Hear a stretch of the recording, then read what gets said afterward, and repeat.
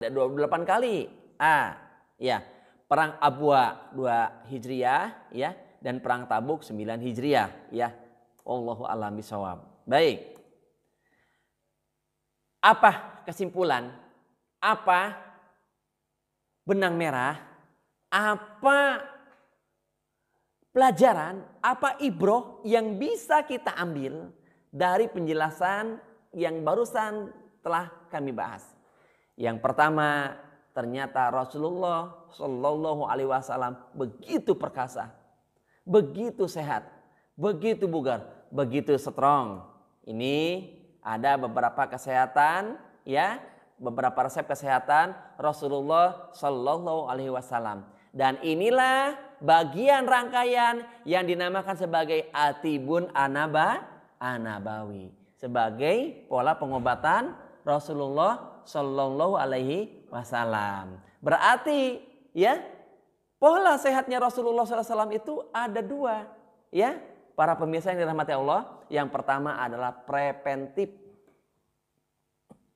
yang keduanya adalah kuratif ya, seperti itu.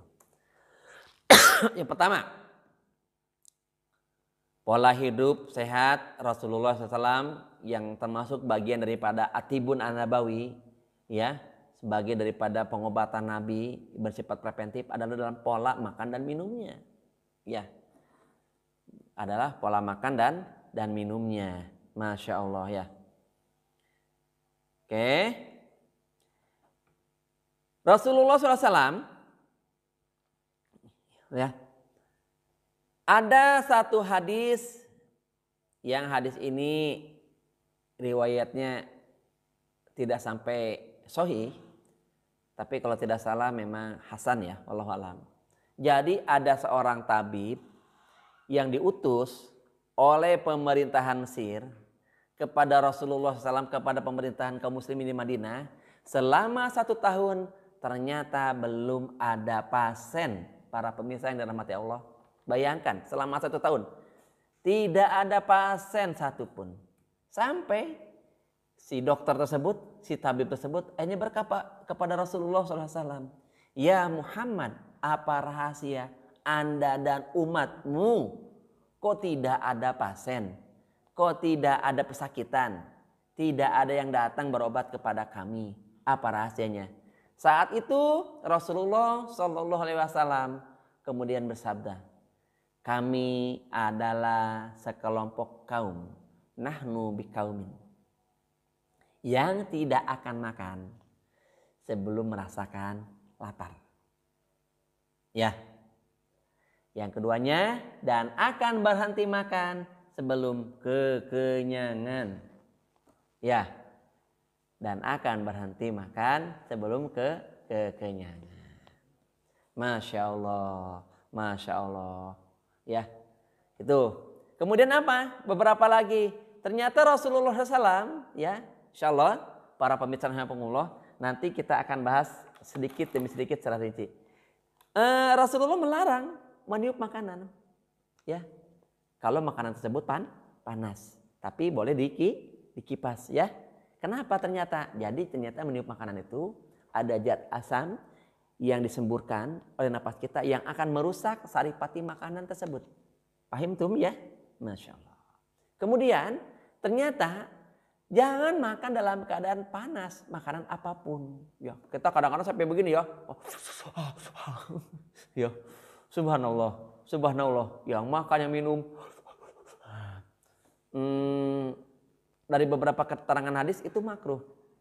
Dan ternyata kalau secara ilmu ilmiahnya, jadi kalau kita makan dalam keadaan panas, ternyata kadar gulanya sangat tinggi. Wajar kalau orang yang sering makan makanan yang panas, terlepas itu di suhu yang dingin ya, maka akan mudah terkena penyakit diabetes, ya, penyakit kencing manis, seperti itu. Ya, minum pun sama, jangan ditiup, ya, pemerintahan Allah. Ditiup tidak. Minum pun tentu pakai tangan kanan, baca basmalah dan tidak tergesa-gesa. Minum tuh ya. Bismillahirrahmanirrahim. Tahan. Tentu tidak minum seperti ini.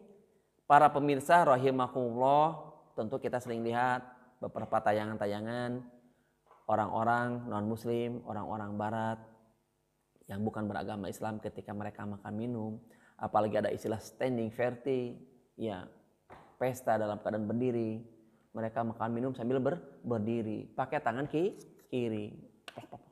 Dan naudzubillah, summa naudzubillah, ternyata yang mereka minum adalah khamr, yang mereka minum adalah alkohol. Naudzubillah min dzalik. Tentu ini adalah dosa yang berkali-kali lipat minum. Padahal adabnya minum itu, ya Bismillahirrahmanirrahim.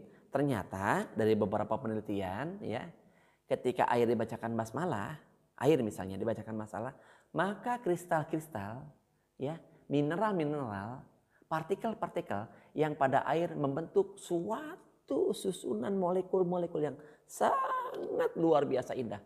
Masya Allah. Dan insya Allah ternyata karena air pun makhluk akan merespon apa yang didoakan atasnya. Begitu ya para pemirsa rahimakumullah. Makanya kami sebagai praktisi Tibun Nabawi yang diantaranya juga melakukan terapi ruqyah syariah.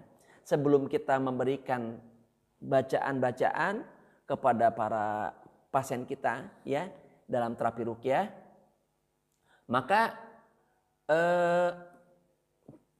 kita berikan agar para klien itu minum dulu. Fungsinya apa? Agar terjadi penetrasi, terjadi integrasi antara air yang sudah ada bacaan ruqyahnya dengan tubuhnya. Bismillahirrahmanirrahim. Masya Allah. Tentu dengan tangan kanan. Seperti itu. Masya Allah. Satu tambahan.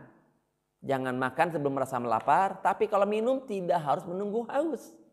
Selama tidak saum, kapan saja. Bahkan dianjurkan kita untuk banyak minum. Berbeda dengan makan. Ya, seperti itu. Baik. Selanjutnya adalah pola istirahat. Ya, selanjutnya adalah pola istirahat.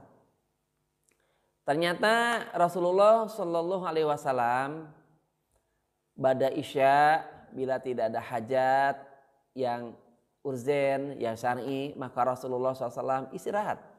Kemudian nanti di pertengahan atau di sepertiga malam bangun untuk melakukan qiyamul lail. Ingat, para pemirsa rahimakumullah, tolong jangan kesiangan bangun subuh. Awas, ciri-ciri orang yang dia bermasalah ya dengan gangguan jin dan setan itu adalah susah dibangunin subuh. Ya, dengarkan ya para pemirsa rahimakumullah. Apalagi para praktisi Tibun Nabawi. Masa praktisi Tibun Nabawi bangunnya kesiangan. Di dalam hadis ya dikatakan setan membelit saat seorang muslim itu tidur dengan 3 ikatan. Bangun pertama dengan baca doa, alhamdulillahillazi ahyana ba'dama amatana wa ilaihin nusyur. Yang keduanya apa? Para pemirsa, ambil air wudu. Ketiganya salat 2 rakaat. Ya, Masya Allah, seperti itu. Tentu sangat ironi kalau ada kaum muslimin yang mengaku ingin back to nature, back to Tibun Nabawi, tapi ternyata bangun subuhnya 6:30. Bangun paginya jam 7.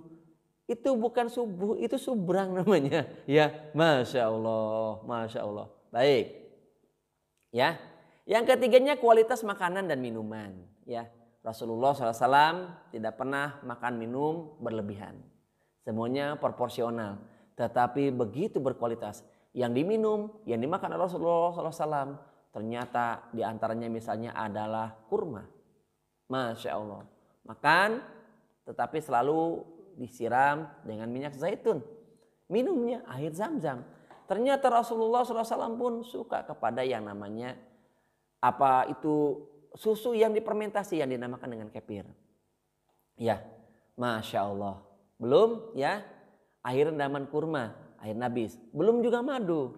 Bahkan dari beberapa keterangan ternyata madu adalah syifa. Ya, alaikum bisifain. Adamu ada 2 kesembuhan.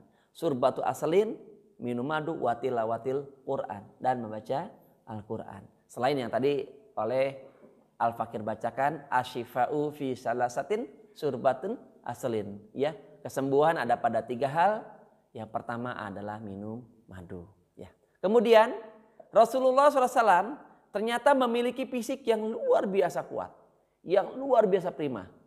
Sampai ada satu hadis ya Saat beberapa waktu menjelang Rasulullah Shallallahu Alaihi Wasallam wafat, Aisyah menyayangi rambutnya Rasulullah SAW. Dibuka ya, diperhatikan, dilus-lus, dihitung. Para pemirsa rahimakumullah, ternyata uban yang ada pada kepalanya Rasulullah SAW jumlahnya baru 4. Di usia 62 tahun, ubannya 4. Sampai ada hadis yang terkenal, para pemirsa apa?